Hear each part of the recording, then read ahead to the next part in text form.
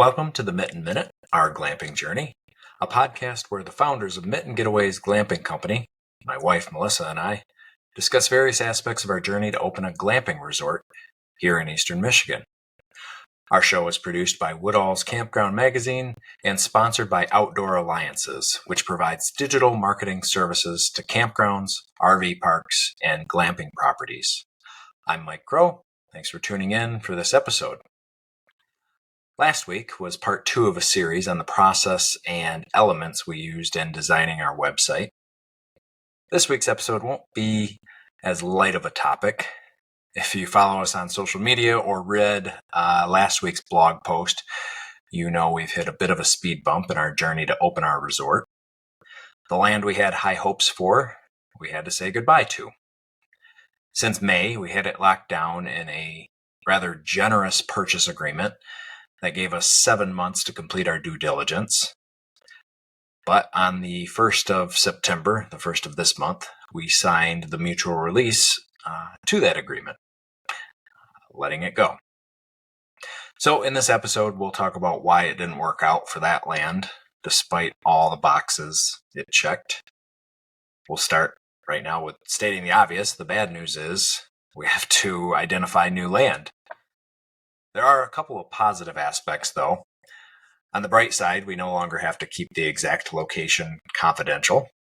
That means we can finally share our full pitch video, and we put that on our About Us page on our website. That video was recorded on the property, so we had originally kept it somewhat private on our investors page.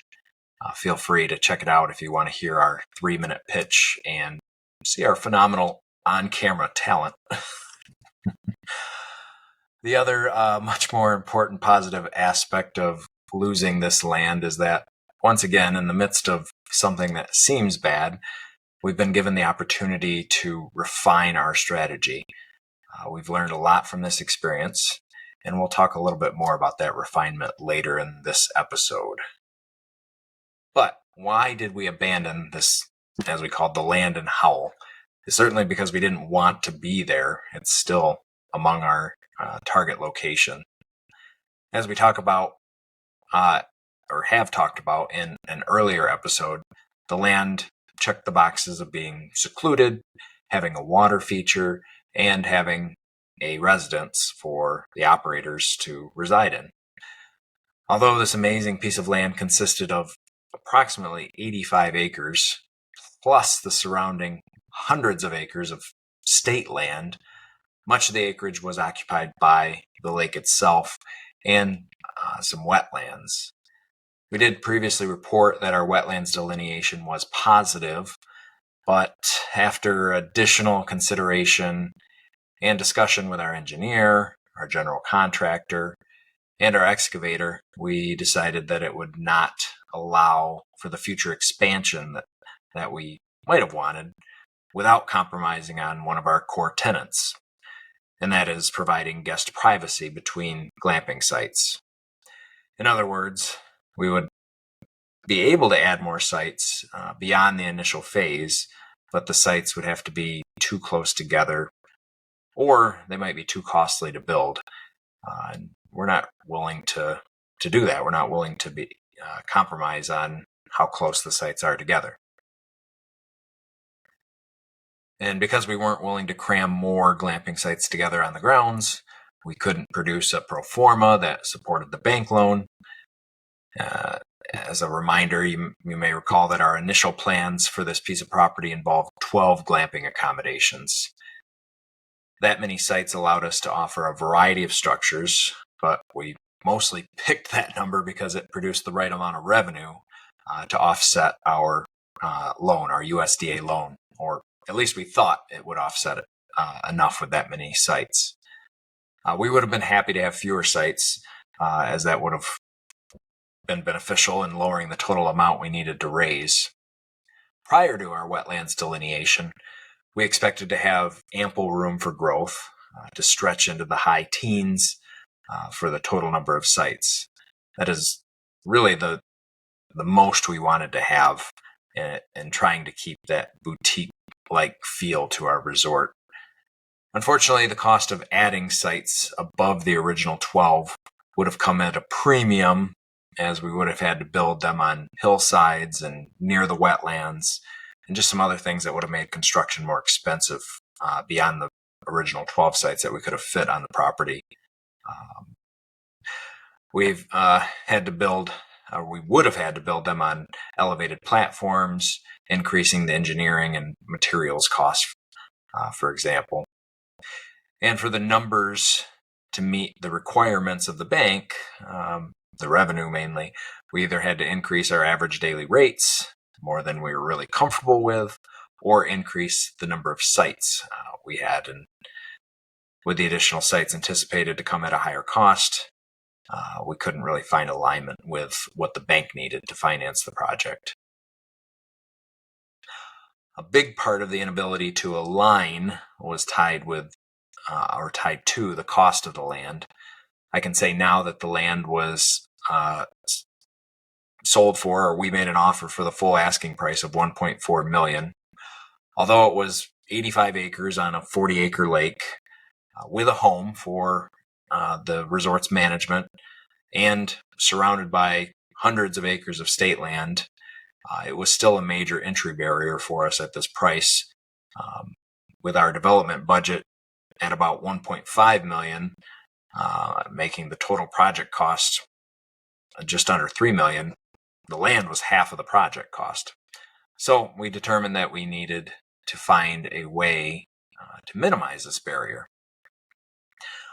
So we've now altered our strategy, getting back to what I talked about earlier with us learning from this experience and trying to reduce that barrier. We've placed an emphasis on finding an existing landowner to partner with and or to lease from.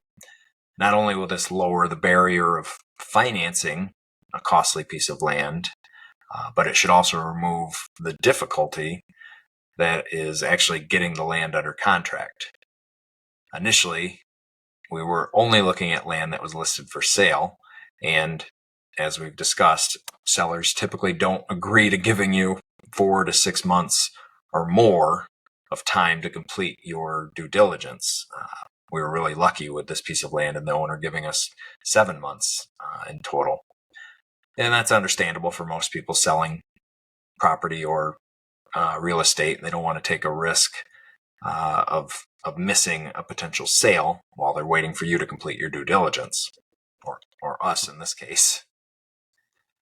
To support our new strategy and actually taking a cue from Getaway House, another glamping operator, nationwide chain really, we've created a real estate page on our site. And right now it seems like the most likely way we're going to identify land and be able to move forward will be in identifying land through this page, or people submitting their land through this page. So by all means, podcast listeners, we are open to your help here. Feel free to check out the page. It's at mittengetaways.com/real estate. And that will hopefully help you understand what we're looking for. Feel free to share it with anyone you know of in the area. And we'll actually likely do an episode in the near future diving deeper into our experience with this new land search approach. And for those of you wondering about the investment approach we had, people that were considering investing or who had made a commitment to invest, we're actually asking them to hold on their investment if possible. When we do identify the land, we'll update all the figures around the terms, the company valuation, and the total raise. Our overall goal with those changes will be to maintain or improve the return for our potential investors with those changes. And we'll, of course, continue to provide updates on our progress through our social media channels, blog, newsletter, and this podcast. So that's our show for today. You can share ideas for future podcast topics at mittengetaways.com/reach out, or just shoot us an email at glampers@mittengetaways.com. The Mitten Minute, our glamping journey, is produced by Woodall's Campground Magazine and is sponsored by Outdoor Alliances. Check out all episodes of the Mitten Minute podcast at mittengetaways.com/minute. And thanks again for listening. We'll see you next week.